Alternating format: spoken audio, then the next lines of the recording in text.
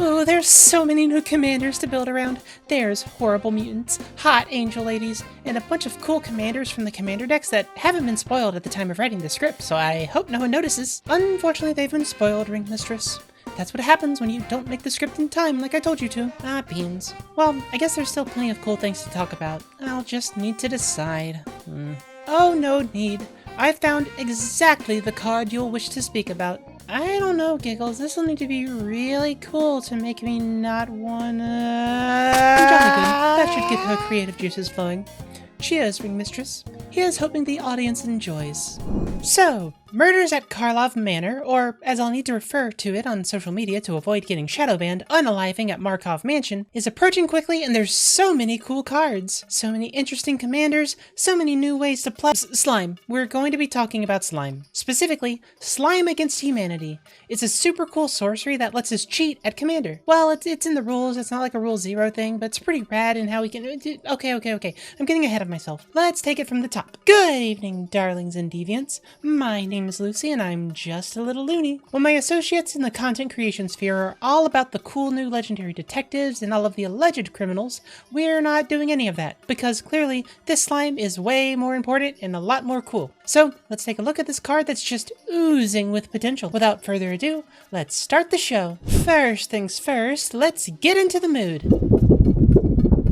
There we go. Don't worry, any slimification is temporary, and if any of the slime hits you all in the splash zone, you'll probably be fine. Probably. Next, let's actually talk about the card.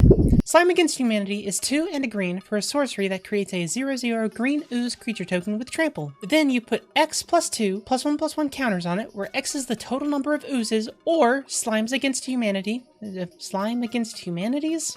That you have in graveyard or in exile. That seems fine in an ooze deck, but the reason I'm so excited about the spell is the last line on the card. A deck can have any number of cards named Slime Against Humanity. That means we get to cheat legally. And the reason I like this one over other popular playset cheaters like Shadowborn Apostles or Dragon's Descent is that the payoff for multiple copies isn't an extra card in your deck. You get it for casting the spell. Done are the days of digging for demons and dragons. We get oozes for days. But with cards like this, 3 questions naturally come up. What are the best cards to pair with it? What commanders should you play it in? And how many should you play in a deck for the ideal slime to victory ratio? Luckily, you have your friendly neighborhood Ring Mistress to help answer some of these questions that are just oozing out of your ears. I wonder how many times I can use that pun without it getting, exhausting.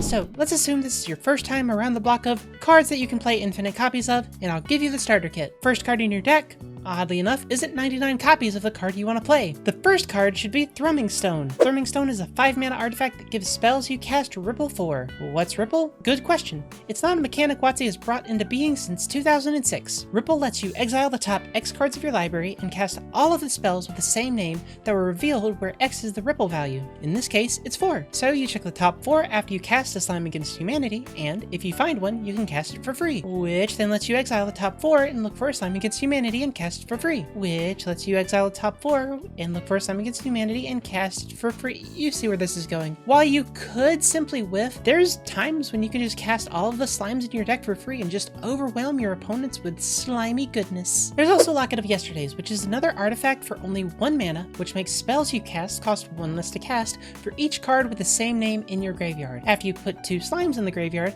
you can cast them for only 1 green mana. This is typically not well seen in these sorts of playset cheatery decks, because Shadowborn Apostles only cost 1 mana, and Dragon's Descent don't typically stick around in the graveyard long enough for you to benefit from this. Slime Against Humanity is honestly one of the first ones where this is actually a viable play. Now, these are some easy includes, Locket of Yesterdays and Thrumming Stone. Let's talk about some of the crazier ones. Nantuko Shrine is 1 and 2 green for an enchantment that lets you make 1/1 squirrels for each slime in your graveyard. You don't get any effect after the first cast, but for each slime afterwards, it gets better and better. And then finally, here's one spicy one for you. Spellweaver Helix. For 3 mana, you get an artifact with imprint. When it comes into play, you may exile 2 target sorcery cards in a single graveyard from the game. Then, whenever you play a sorcery with the same name as one of the exiled cards, you can copy the other one. This gives you two options. Either you exile 2 slimes and get an extra ooze for every slime against humanity you play, or you can exile a slime against humanity, still get the additional buffs for it being in exile, and then exile any other sorcery, say, oh, I don't know,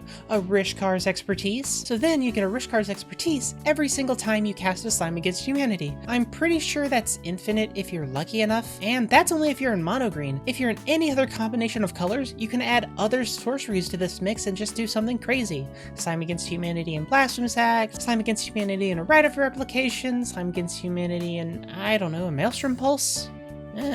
Take your pick. So, which commander should you play Slime Against Humanity in? Well, there's 3 options for me personally, each one offering a bit of a different way to play. These aren't the only options at all though, so if you have a different leader for an army of slimy oozes, drop it in the comments and let me know. Personally, I think the coolest options are Ave Progenitor Ooze, Essex Fractal Bloom, and Wart the Raid Mother. First, Ave Progenitor Ooze is your go-to Ooze Kindred commander. For 2 and 3 green, you get a 2/2 legendary Ooze with Storm? Storm in the command zone? What is Wizards thinking? This card must be busted. It's pretty mid.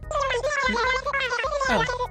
Well, it's not legendary if it's a token, so that helps, and each copy enters the battlefield with a +1/+1 counter on it for each other ooze you control. This includes the Storm copies and all of your other slime oozes. Bio-Waste Blob, Biogenic Ooze, Predator Ooze, just all of the oozing. Every single ooze. Then there's Essex Fractal Bloom. For 4, a green, and a blue, you get a legendary 4/4 Fractal with flying, and the first time you would create 1 or more tokens during each of your turns, you may instead choose a creature other than Essex Fractal Bloom and create that many tokens that are copies of that creature. So, if you're sliming it up with Essex, you not only copy the best thing on the board, but you're also buffing it by however many oozes you have and Slimes Against Humanities you have. And if you want to go all the way, you can play token doublers like Parallel Lives, Doubling Season, and Adrix and Nev Twin Casters to make a bunch of big buff copies of the slimified tokens. Finally, we have Wart the Raid Mother. For 4 and 2 red-green hybrid, meaning you can either pay 2 red, 2 green, or 1 red and 1 green for a 3/3 legendary Goblin Shaman who comes into play with 2 1/1 red and green Goblin Warrior creature tokens. These tokens will be super useful because she gives each red or green instant or sorcery spell Conspire. Conspire means you can copy the spell as long as you tap 2 creatures that share a color with it when you cast it, meaning that you can copy your Slimes Against Humanity, making more and more slimes that can just get bigger and bigger and help you copy more tokeny things. An all-star for this deck would be something along the lines of Harness the Storm. For 2 and a red, you get an enchantment that says, whenever you cast an instant or sorcery spell from your hand, you may cast target card with the same name as that spell from your graveyard, meaning that each time you cast a Slime Against Humanity from your hand, you can cast one from the graveyard. It doesn't exile it or anything, you just get more slimy oozes. So finally, let's take a look at some math.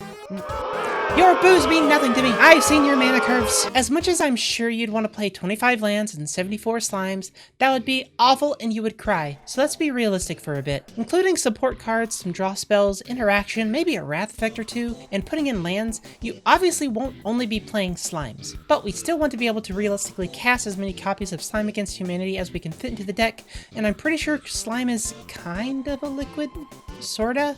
I'm pretty sure you could fit a bunch of it into a deck box is my point. I did a bit of finagling on the numbers, and I think the maximum you can run is approximately 35. Personally, I would run around 30. Accounting for 35 to 40 lands, that gives us about 30 slots for non-slimes. Now, this number changes depending on if you're playing an Ooze Kindred deck, as you probably don't want to run the maximum number of slimes in that sort of deck because you're making room for, all of your oozes. After all, you have better oozes to cast in a deck like that. I am of course referring to Snot. So, that's my take on Slime Against Humanity. While I think the card is silly, I think it has a chance to be a serious contender. It's a powerful card with tons of potential ways to take it, and I'm so excited to brew it right alongside you guys. And hey, if you don't want to miss any of my other videos, which may or may not be slime related, be sure to subscribe. It keeps this show on the road and it lets me know that I'm doing a good job. As always, thank you all so very much for watching, and until next time, au revoir! An updated autopsy report? But this can only mean further investigation is required. I'm getting closer and closer to the truth.